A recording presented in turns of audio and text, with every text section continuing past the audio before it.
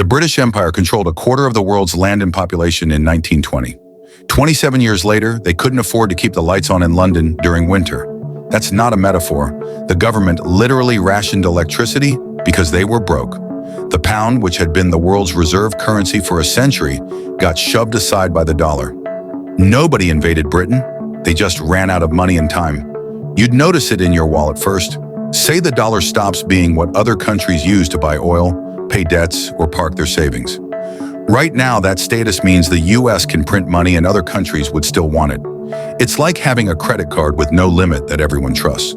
But if that trust cracks, if China and Saudi Arabia start trading oil in yuan, if Europe builds its own payment systems to avoid US banks, suddenly your credit card would have a limit, and the bill would come due. Here's what that bill might look like.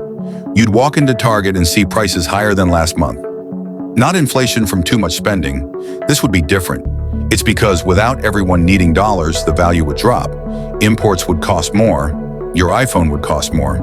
Your prescription medication, mostly made overseas, would cost more. The engineer at Boeing would see it differently. She'd watch contracts dry up because countries that used to buy American jets would now have better deals with European or Chinese manufacturers who'd accept payment in their own currencies. We used to be the only option, she might say to a colleague. Tona, now we're just another bidder. Since you're in this deep, you're already hooked. Please like and subscribe for more. Work backward from there, and you'd see the structure start creaking. The US military operates over 750 bases in 80 countries. That costs about $800 billion a year, more than the next 10 countries combined. Right now, America could do that because the dollar's status makes borrowing cheap. Other countries would lend to the US at low interest rates because they'd need dollars anyway. But if that changes, those interest rates would climb. Suddenly, the cost of all those bases, all those carrier groups, all that global presence would become a question with an actual price tag Americans might not want to pay. The math gets uncomfortable fast. A single aircraft carrier strike group costs about $6.5 million per day to operate. Multiply that by 11 carrier groups. Add the cost of maintaining NATO commitments, roughly $100 billion annually just for European defense.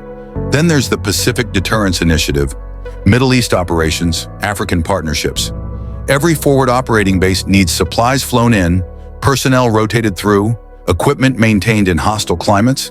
When borrowing was cheap, these were line items. When interest rates double or triple, they become political battles. The Department of Defense would face a choice: cut the budget or keep borrowing at higher rates. Say they'd choose cuts. You'd see it in stages. First, the US might close bases in Africa, then reduce naval patrols in the South China Sea, then pull back from the Middle East. We're refocusing on core priorities, the Secretary of Defense might announce, which would be true, but the real priority would be, we can't afford this anymore. The withdrawal wouldn't be chaotic like Afghanistan. It would be bureaucratic. Lease agreements wouldn't get renewed. Training partnerships would conclude successfully. The marine company in Djibouti would rotate home and no replacement would arrive. The destroyer that used to patrol the Strait of Hormuz would get reassigned to the Gulf of Mexico. Each decision would make tactical sense on paper, but allies would notice the pattern. And that's when allies would panic. The security chief in Warsaw would look at a map and say, if the Americans aren't coming, we need our own nuclear deterrent. South Korea would have the same conversation. Japan would have the same conversation. Australia might quietly develop capabilities they'd promised never to pursue. Within a decade, you might see 15 countries with nuclear weapons instead of 9. Not because anyone wanted that world, but because the umbrella would be folding up and everyone would be getting wet. The nuclear taboo that held since 1945 would crack. Not dramatically, no one would announce, we're building the bomb. They'd talk about energy independence and advanced fuel cycles and peaceful space programs. But the infrastructure would be dual use. The reactors would be just enriched enough, the missiles would be just accurate enough, and everyone would know what was really happening, but no one would say it directly. And here's the part that's hard to see coming. China wouldn't need to match America's military to replace its influence. They just need to be the economy everyone depends on.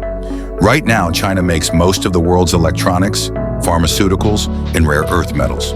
They control about 70% of global battery production and 60% of solar panel manufacturing.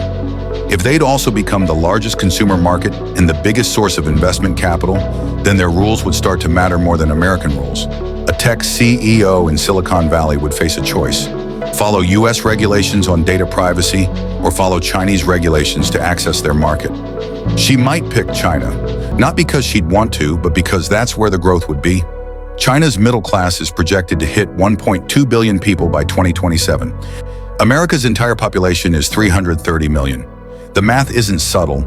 If you're choosing between a market of 1 billion potential customers or maintaining principles that cost you market access, shareholders would have opinions. You'd see it in small compromises at first. American companies might stop criticizing China's government. Hollywood might avoid certain topics in films. Studios already changed movies for the Chinese market, removing Taiwanese flags, casting Chinese actors in key roles, avoiding references to Tibet or Tiananmen. But those were additions. The next phase would be deletions from the American version too. Why risk any version offending 1 billion customers? Universities might think twice about hosting speakers Beijing wouldn't like. A chemistry department wouldn't want to jeopardize research partnerships with Chinese institutions. An engineering school wouldn't risk losing Chinese graduate students who pay full tuition. These wouldn't be dramatic censorship moments, just quiet calendar adjustments. The Dalai Lama's speaking invitation would get postponed due to scheduling conflicts. The visiting professor researching Xinjiang would be steered toward a different topic. Academic freedom would look the same on paper.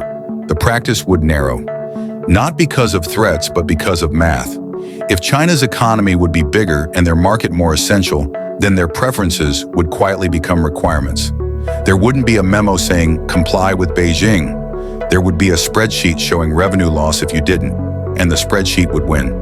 Watch the Soviets collapse differently from the inside, but the lesson would be the same. You can't sustain global power if the economy underneath can't support it. In 1989, the USSR spent roughly 15 to 17% of GDP on military while the economy was shrinking. They'd promised citizens prosperity and security, but couldn't deliver either. People stopped believing the system worked. Within 2 years, it was over. The Soviet collapse was obvious in retrospect. Empty stores, worthless currency, satellite states defecting, but people inside the system couldn't see it coming until it was too late. A KGB officer in Dresden watched protesters gather in 1989 and called Moscow for orders. Moscow said nothing. The phone lines were working. The command structure was intact, but the will to maintain the empire had evaporated. 2 years later, the USSR didn't exist. America's version wouldn't look like that. There wouldn't be breadlines or a wall coming down. You just wake up one day and realize the president's phone calls don't get returned as quickly. Trade deals would take longer to negotiate, and the terms wouldn't be as favorable. The naval base in Singapore might get a polite request to downsize. These things would feel like bureaucratic annoyances until you'd step back and see the pattern. The world would be reorganizing itself around someone else. The signs would accumulate slowly. International summits where the American position gets ignored. Trade agreements where the US isn't consulted. Regional disputes resolved without American mediation. Each incident would have a reasonable explanation. But together they tell a story about a country that used to set the agenda, now adapting to agendas set elsewhere. What's tricky is that America might still be rich. The tech sector could thrive. Universities would still be world-class. Silicon Valley would still innovate. Hollywood would still make blockbusters. But influence isn't the same as wealth. Switzerland is wealthy. Nobody calls Switzerland a superpower. If the US would pull back its military, lose reserve currency status, and watch its companies bend to other countries' rules, it might stay prosperous but stop shaping what happens globally. You'd have a nice life, good job, stable government, and zero say in whether there's a war in the Taiwan Strait or who controls the AI standards everyone follows. Your smartphone would still work. Thus, your retirement account would still grow. Your neighborhood would still be safe. But when the next global crisis hit, you'd watch other countries decide the response. When new technologies needed regulation, you'd follow rules written in Brussels or Beijing. Your life would be comfortable. Your country just wouldn't matter as much. There's a historian at Yale who studies imperial transitions. He'd say the thing that's hardest for people inside a declining power to see is that it's a choice. Rome didn't have to overextend. Britain didn't have to fight 2 world wars it couldn't afford. America wouldn't have to maintain military commitments everywhere while its infrastructure crumbles and its debt climbs. But the alternatives would mean admitting limits, accepting a smaller role, letting other countries handle their own problems. And that's a psychological shift most great powers can't make until it's too late. The psychology is harder than the economics. Closing overseas bases would save money. Reducing carrier groups would cut costs. Letting allies handle regional security would free up resources for domestic needs. But it would also mean admitting that America can't do everything anymore. That the post-World War II order, where the US guaranteed global security, is ending. That other countries will fill the vacuum with their own interests, not American values. That's not a budget question, that's an identity crisis. So you might ask, would it be gradual or sudden?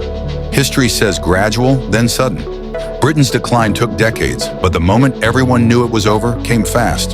Suez Crisis, 1956, when the US told Britain to back off Egypt, and they had no choice but to comply.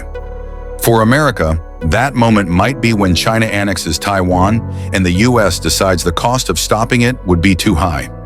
Or when the dollar loses reserve status and interest rates spike.